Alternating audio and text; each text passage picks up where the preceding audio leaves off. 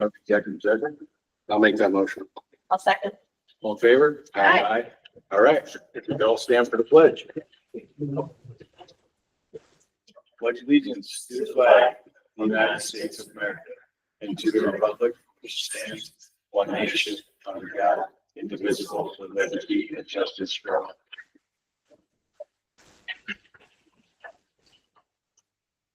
all. Any additions or changes to the agenda? Good. There's any presentations this evening. If you have some recognitions, I'll turn the floor over to this kid.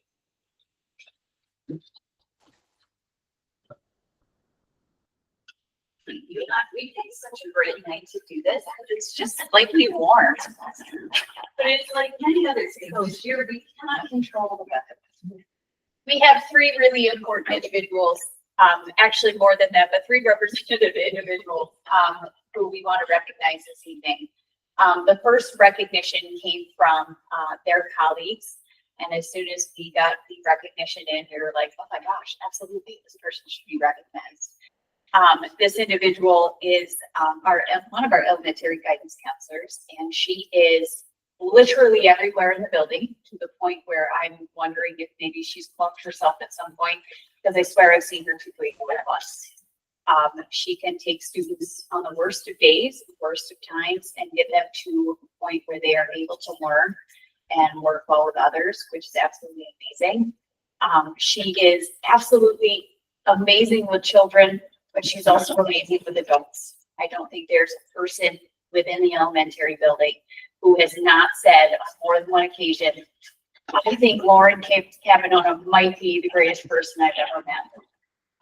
And my office is right next to her office, and we run into each other almost literally daily. And I have to say, she is an absolute ray of sunshine in this building. There is absolutely no greater professional than Lauren. We wanted to cross breeze, it's now gone. Sorry, everybody. So I think very well deserved, Lauren Capadona. Thank you so much for your excellent.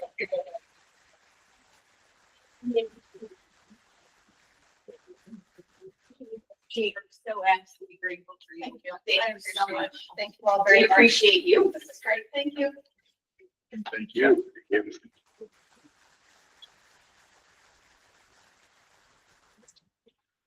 The second individual is actually part of a family, but we had a need for a batting cage. We've had it for many years. As you folks know, we have one heck of a softball program here, similar to many of our athletic programs. But our kids did not have some of the necessary equipment and some of the necessary facilities that so many kids in other school districts are able to have. So the Miller family came to us with an idea. They said, why don't we build a batting cage? Great. Except they didn't ask us for a thing. From beginning to end, start to finish, they designed, they came up with the plans, they purchased all materials, they donated hours and hours of their time, as a family. I think it may have become a weekend pastime. Father's Day and Mother's Day. Rebecca was holding up pole. Their children were, and their friends. To be clear though, that's all I did. All right, that's what a site supervisor does that. Yeah. It's important to know. Their children and their friends spent hours welding in all kinds of weather. And we all know the spring that we had, so all kinds of weather is really an understatement. The batting cages are absolutely beautiful. I think many other students who have come here from other districts are like, oh my gosh, why did you guys put those batting cages in? My niece is an avid softball player, and she's like, can I maybe stay and play at your batting cages a little bit? They're an envy of every other school district. So we are so grateful to Casey Miller. I know he does not like a lot of recognition, but recognition is very much due here. Thank you so much for your and your family's work on these.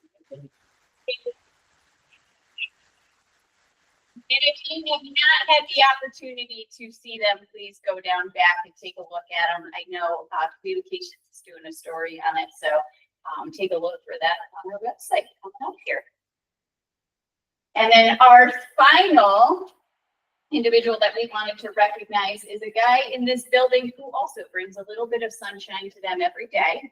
I often joke that literally every time I hear a call on the radio, it's for Michael. And Michael never says no. And he is the happiest, kindest, most chipper individual always to encounter. I don't think Michael has ever had a bad day. He is the most courteous person. And it's amazing to have those types of people around our children so that they're always greeted with kindness and love and appreciation. And that is absolutely Michael's boutique. He makes working here just a little bit better with everything that he does every single day. We are so grateful for you, Michael. Can you come up and get your certificate? And good night. If you ever need any recognition, I appreciate you. Thank you. Thank you, everybody. Thank you. Appreciate you. Well done. Thank you, folks. Thanks for coming out and eat too. It's not that hard. It's not that hard. And did anybody sign up for this meeting? Okay. I'm gonna keep it with you, Superintendent Finance Update. All right. I'll be quick. My last one of the school year.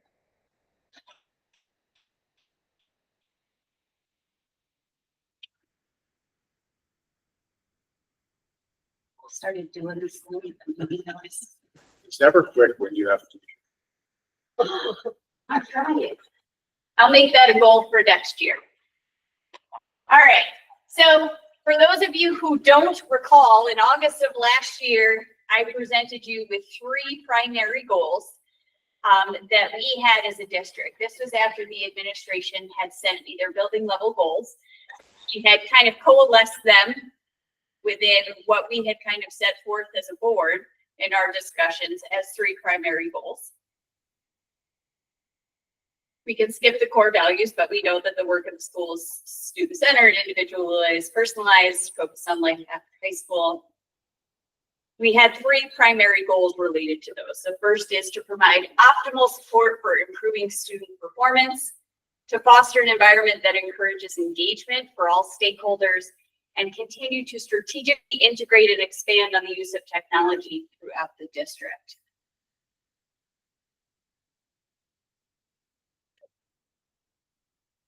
Sorry, I'm forward too far. So in order to provide optimal support for improving student performance, I needed to observe structures and systems as my first year within this role, and kind of create plans to improve where necessary. So in doing that, with the help of our amazing new PPS director, we were able to make plans to introduce 2 new special education classrooms that will be fully introduced within the district next year. This helps to bring our students back in-house and offer them those opportunities that they had previously had in out-of-district locations. If you were not present during my budget presentation, you know that some of those out-of-district locations are really, really far for our students. Those are really long bus rides for our kiddos. So when you are involved in school district very far from your home, you often don't have that level of parent engagement that you really want to have within a community school district. So we wanted to change all of that and work to get them back here. This is just hopefully the beginning of what I'm very hopeful we can offer more of in-house. We also were able to purchase, or are in the process of purchasing, a new SEL curriculum chosen by our guidance counselors with a grant through Albany County. And that curriculum will hopefully be in place for September 1st. We want to ensure that the curriculum is rigorous and prepares students for life after high school. To that end, we've now shifted curriculum coordinators to include curriculum coordinators in both elementary and the high school. There are 2 separate roles now, an elementary social studies curriculum coordinator with high school curriculum coordinator within that same content area, and the core subjects all flow with that pattern. And what we're hopeful that will do is just to help streamline curriculum K-12, but also focus on individual grade levels with what they need to work on. So foundational and elementary, and then in high school, we're focused on that career and college readiness. We want to ensure that students have the skills and knowledge needed to be productive members of the global community. And With the help of Mr. Tidd this year, we were able to achieve the seal of civic readiness. This allows our students another endorsement to have on their diplomas, which is really, really excellent. So we're excited about that. And then, of course, one of the larger goals was to develop a comprehensive budget that best serves the needs of students while focus on sustainability. And of course, in that area, we're talking about the budget. And I'm very thankful to the community that was passed by 70%. I'll go faster. I know it's getting more. When we're talking about fostering an environment that encourages engagement of all stakeholders, we're talking about classroom visits. We're talking about professional development opportunities this year. In our most recent professional development event, we had teachers take a feedback survey at the end of it, and most teachers said, you know, we really like professional development, but it's teacher-led. So that will move into a goal next year that professional development is primarily teacher-led. Teacher meetings, I sat in on a lot of really amazing teacher meetings, curricular teacher committees for extracurriculars. I sat in on amazing RTI committees, committee meetings, I should say. Changing the structure of professional development opportunities for teachers. We talked a lot about that this year. Of course, we know that we were more active in community events this year and extracurricular events. And we were advocating for opportunities for success for all of our students. And that resulted in a little over $30,000 in grants secured to further support staff and student achievement and growth. And then finally, to continue to strategically integrate and expand on the use of technology, we reviewed our technology plan. We are working on a 5-year plan to make sure that our technology is regularly replaced so that we know that we have the very best of technology for student learning. And this year, I am very excited to announce that after almost a decade, we've secured smart schools. So $775,000 will now be incorporated to replace or enhance technology within the district. This is a bond through the state. It is not taxpayer money. That's very important to know. Okay. Just a couple notable updates. The bell-to-bell cell phone ban, because I know it's been a topic in the media as of late. So when the governor passed the budget, of course, very late this spring, we know that she also established the cell phone ban. And basically that says during the hours of the school day, students cannot have their cell phone on them. So we established a committee. That committee met on June 18th to discuss the ban, the parameters around the ban, and a path forward. Student lockers were suggested as the best way to store devices during the school day. All students will have the opportunity to have access to a locker and the ability to use a lock for device security. We just ask students for a refundable deposit at the end of the year to ensure that if the lock is lost by a student, we're able to replace that. The school bus is not part of the bell-to-bell ban. That's very important. So we're talking between the hours of 7:45 and 2:17. That's when the school day ends. Similarly, for those students who are participating in sports, use after 2:17 is not considered part of the bell-to-bell ban, so students are able to use their cell phones after school. We also will provide means for student contact within each of the buildings to families, and that will be published both on the website and within the code of conduct document that we provide to students at the beginning of the year. And then on Tuesday, July 1st, we welcome our first student board member and alternate student board member. I am going to wait on introducing them and let them introduce themselves. They are really excited for the opportunity. And I'm so grateful to Ms. Delwich and Ms. Richards for helping me with the process of selecting that candidate for student government. And just like that, that's it. Does the board have any questions? Comment? Yes. On the technology piece. Yep.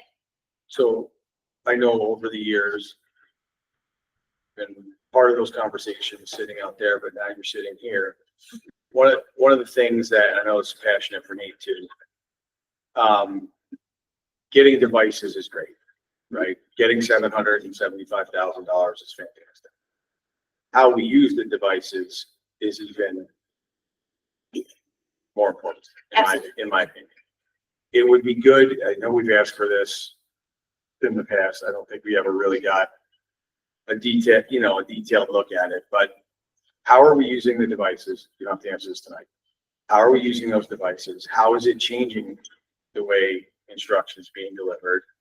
How is it, are they glorified pieces of paper? Right? It's a different way to take notes than writing them down. Anecdotally, and he's not the best student, but I know somebody who goes here, I see what comes home. I saw what came home at the end of the school year, and it was all paper. And so I'm struggling, again, very, very anecdotally with what I see, what I saw, and what we're using. So for me, making sure that the investment gets put to proper use and good use is extremely important.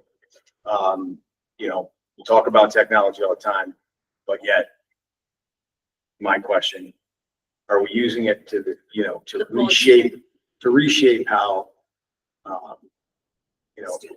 students are learning? Yep. And how we're presenting material Correct. to better reach students. Correct. Totally agree. I mean, I know we did ask the question a couple years ago and our paper budget was blowing through the roof, right? We had people that were, I think it was like 500,000 pages of paper were printed or something ridiculous like that over the course of a year. Like using technology should alleviate some of that. You're not gonna get rid of it entirely, but As a parent of students who just graduated last year, we definitely do not use Google Classroom to this. We may have, use of it may have increased over the past year. Obviously, I didn't know that, but it's called Google Classroom for a reason, in that it can move your classroom. Do we have any plans to maybe, I know you can get Google Classroom certified. We put it for teachers. Okay. And I think that greatly varies teacher to teacher. There are some that are really using it And as I said, it definitely, but it's not across the board. And perhaps that could be professional development. We have Google certified teachers. We know that our teachers learn best and would prefer to learn from their colleagues. Perhaps that's professional development for next year. We know that we've already looked at the structure of professional development. We know that that's changing. So I think that that's very fair to say. If you want to increase the use of Google Classroom and increase our capability on that end, let's use our teachers who are Google certified. and is that the right platform? Right. Is that the right structure, right? You've got the infrastructure. Right. You don't, do we need to be tied to that if that's not really the right one? And I personally, I think when you're developing goals for the coming year, that's got to be one that's looked at and taken a very hard swing. I like it. Already in goal setting mode. One, thought, on the technology piece that now that Matt's brought it up, do we have a district-wide policy as how we're handling AI and ChatGPT? We are working through that. Working on that. It's funny that you say that because I have a teacher who I'm gently trying to convince to take the lead on that for our BOCES district. Okay. Because they're very well versed in it. Because that's kind of been the biggest game changer in the last year, 18 months, about how technology, and now I know a lot of my kids have actually, their teachers have been focusing back on paper because of that to avoid, but that seems like it's going backwards, not forwards. Right. But So- it's, yeah. How do we harness that to make sure that students are using it as a benefit? It's a tool to be used, not as a If we- replacement. Write your English essays. Right. Great thoughts. Any other questions, thoughts? Good. All right. Thank I you. told you it'd be short. Ish. Thank you. It was good. Great job.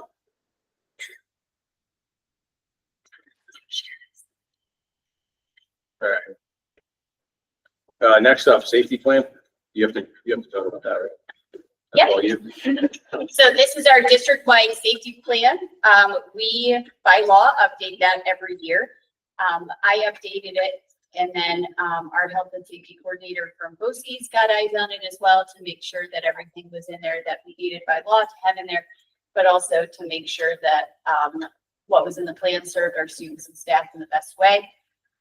Once I went through the entire document, that is the document that you have before you, updated.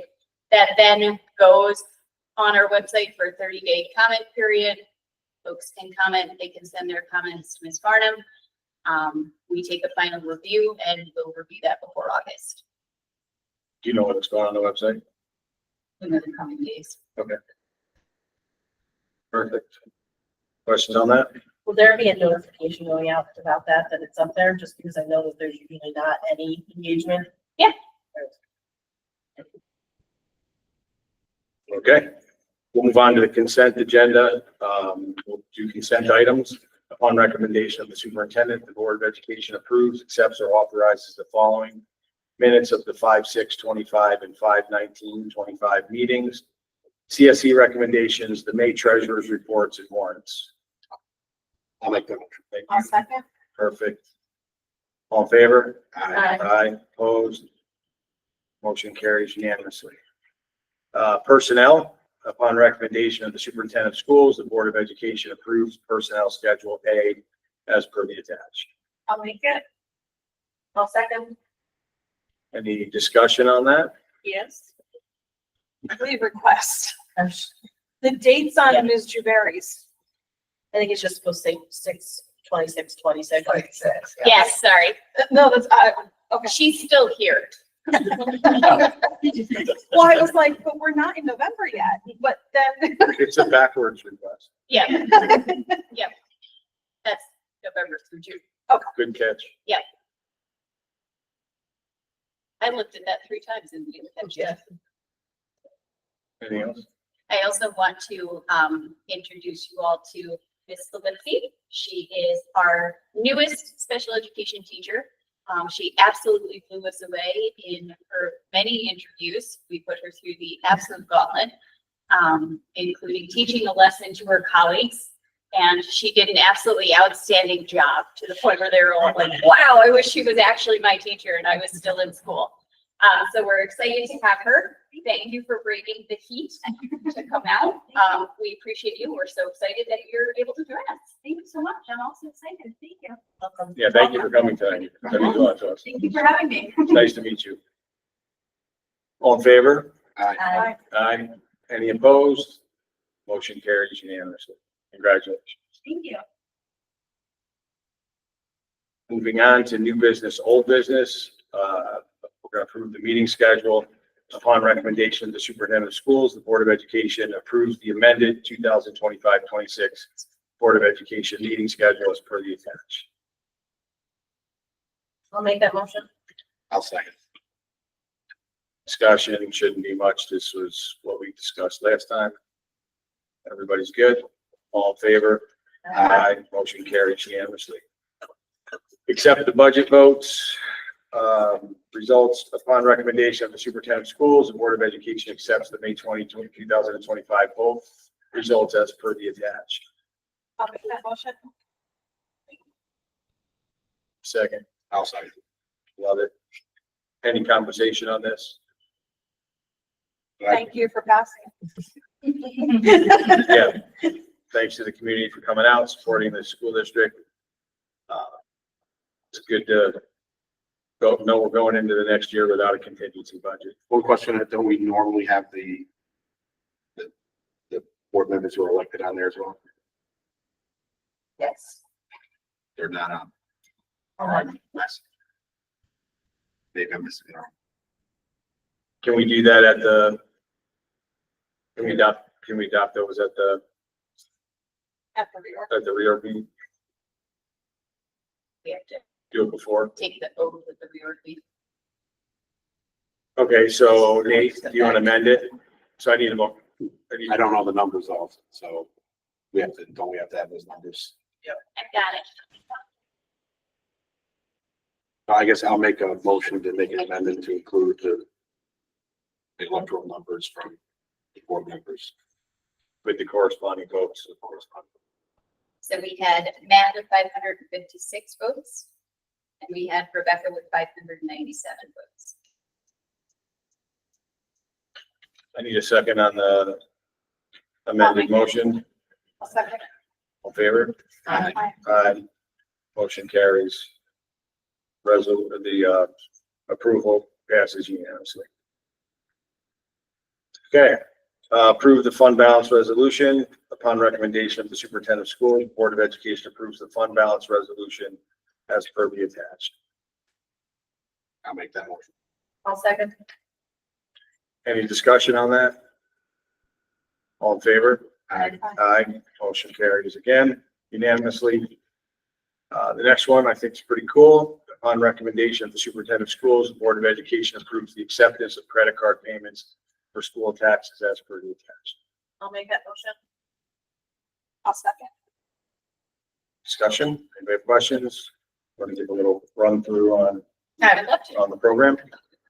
So a while back, our business office, came to me with an idea, to try and make the paying of one school taxes a little bit more convenient for our taxpayers.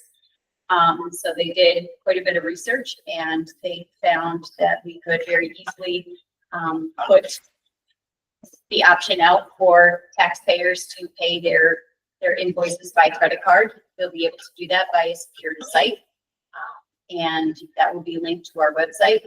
And they will also be able to do that should they choose not to use the secure site. They can come in the office and utilize their credit card as well. This is not getting rid of the check option for folks. This is just offering yet another option to them. This is not a cost measure to the district other than the cost of the report, which is pretty minimal at the end of the year. It's just offering another option for taxpayers, folks who might own a second house up here, snowbirds, just trying to make it more convenient for taxpayers. And the younger generation who may not own a checkbook. Well, I mean, I know even for us, so it's through the Bank of Greene County, the Westerlo branch. They're not open on Saturdays. Yeah. And they're not open past 3:30, 4 o'clock on Fridays. So Makes it difficult. yes. Right, and just, I'm not trying to take a jab at the postal system, but sometimes it is less than desirable and things getting back and forth. So we just want to make sure that we're able to offer folks another option.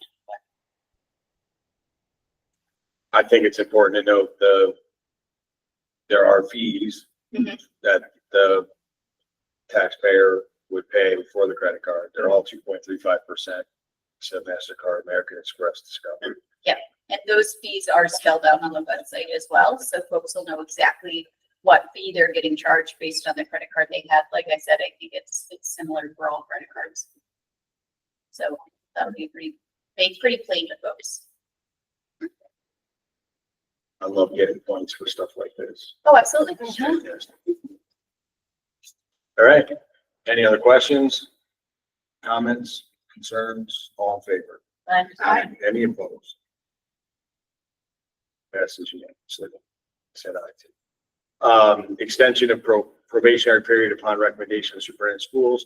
The Board of Education approves the request for an extension of probationary period as per the agenda. I'll make it. I'll second. All in favor? Aye. Aye. Motion carries unanimously. I don't think any committees met, the policy meeting? No, we're getting it. okay. Oh, Yeah, you did, didn't you? well, I met with the Bell to Bell Band community. Committee, but you reported on that. Yeah. Any member comments? Share? Facilities too. What's that? We met, we talked about that. Oh, I'm sorry. We talked about that for the Last last, week, yeah. Need to live in the now, sorry. that's right. You guys have met, but I don't think you. We met It with wasn't the an official building committee. committee, it was just follow up to the Jim Graham conversation. I don't think there's any unfinished business. So at this point, everybody can go home and get cool. I do need a motion to adjourn to executive session, subject to board approval, for the purposes of discussing the evaluation for a particular employee. And we will not return to public session, so this will officially close the meeting. I'll make that motion. I'll second. All in favor? Aye. Aye.